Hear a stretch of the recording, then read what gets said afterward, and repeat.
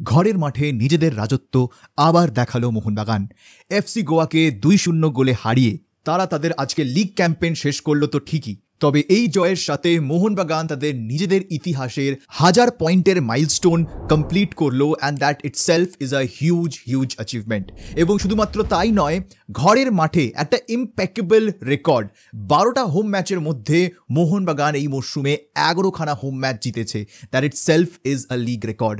মানে প্রায় প্রবাবল 36 পয়েন্টের মধ্যে 33 পয়েন্ট তো মোহনবাগান তাদের নিজেদের ঘরে তুলেছে। এবং সবথেকে বড় কথা, and rightfully said by Shubhashis Bose, যে এটা মোহনবাগানের জঙ্গল and they are the king of this jungle. Because যেরকমভাবে গোটা সিজন মোহনবাগান ডমিনেট করে এইবারের লিগ শিল্ড তুলল, 56 পয়েন্টে মোহনবাগান তাদের এইবারের লিগ ক্যাম্পেইন শেষ করলো। জানি না যে এরপরে হয়তো টিম বাড়লে মেবি হয়তো এই পয়েন্ট ক্রস করার সম্ভাবনা থাকছে।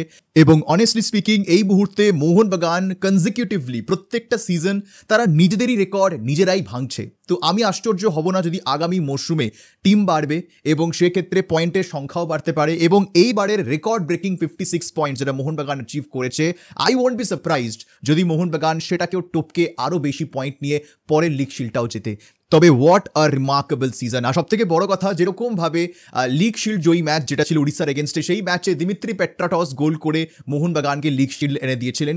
সেরকমভাবেই আজকের এই ম্যাচেও আরও একজন এরকম ফুটবলার যিনি কোথাও একটা হারিয়ে গেছিলেন মোহনবাগানের সেট আপ থেকে, যার ম্যাজিক আমরা অনেক দিন হলো দেখতে পাচ্ছিলাম না, সেই গ্রেগ স্টুয়ার্টের পা থেকেই একদম ডিরেক্ট লাস্ট গোল এলো এবং literally that was the end. মানে 1-0 লিড, তাও মনে হচ্ছিল যে 1-1 ড্র হতে পারে। এবং সত্যি বলতে 1-1 ড্র হলেও আমার মনে হয় না যে খুব একটা ক্ষতি হতো।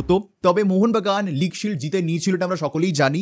তবে আজকের এই ম্যাচে 3 পয়েন্ট নিয়ে 56 পয়েন্টে পৌঁছে গোয়াকে তাদের নিজেদের ঘরের মাঠে হারিয়ে লিগ শিল্ড তোলার যে মজাটা, সেটা কিন্তু পুরোটাই আলাদা। এবং আজকেও এফসি গোয়ার তরফ থেকেও মোহনবাগানকে গার্ড অফ অনার দেওয়া হয়েছিল, which again is a very remarkable thing.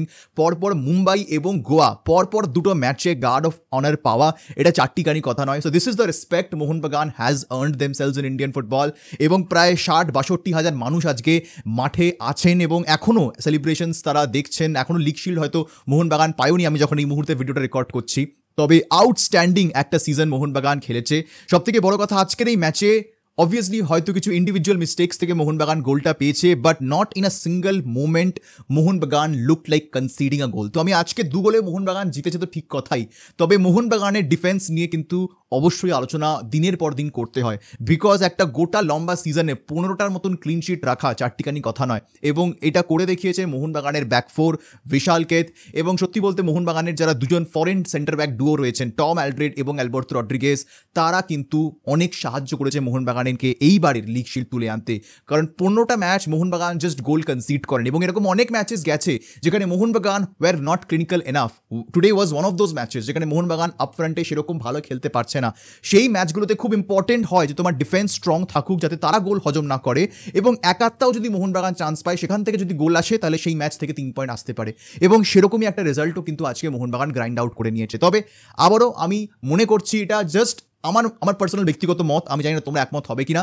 তবে মোহনবাগানকে ম্যাসিভলি ইম্প্রুভ করতে হবে, টেকনিক্যালি ইন্ডিয়ান প্লেয়ার্সদের ম্যাসিভলি ইম্প্রুভ করতে হবে যদি ACL 2তে তারা ভালোভাবে খেলতে চায় বা টিকতে চায়।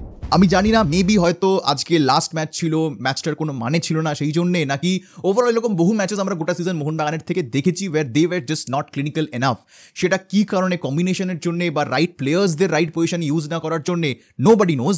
But Mohun Bagan has to improve massively যদি ACL 2তে তাদের ভালো রেজাল্ট করতে হয়। বিকজ এরকম খেললে কিন্তু ACL 2তে মোহনবাগানকে অনেক চাপ ফেস করতে হবে ফ্রম বেটার অপোনেন্টস। তো সেই কারণে I think this is the only negative I have from this game. But 3 points কখনোই ফিরিয়ে দেওয়া যায় না। মলিনা একটা আনরিয়াল কাজ করেছেন, একটা আনরিয়াল জব করেছেন এইবারের গোটা মরশুমটায়।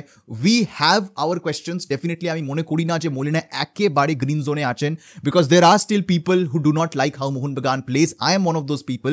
বাট আর যাই হোক, লোকটা সাকসেস এনে দিয়েছে মোহনবাগানকে। With this team success is the minimum thing Mohun Bagan should cheese.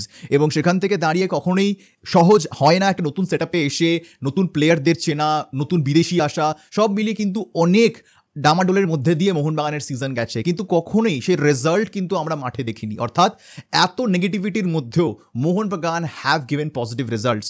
মাত্র 2টো ম্যাচ মলিনা হেরেছে গোটা মরশুমটায়।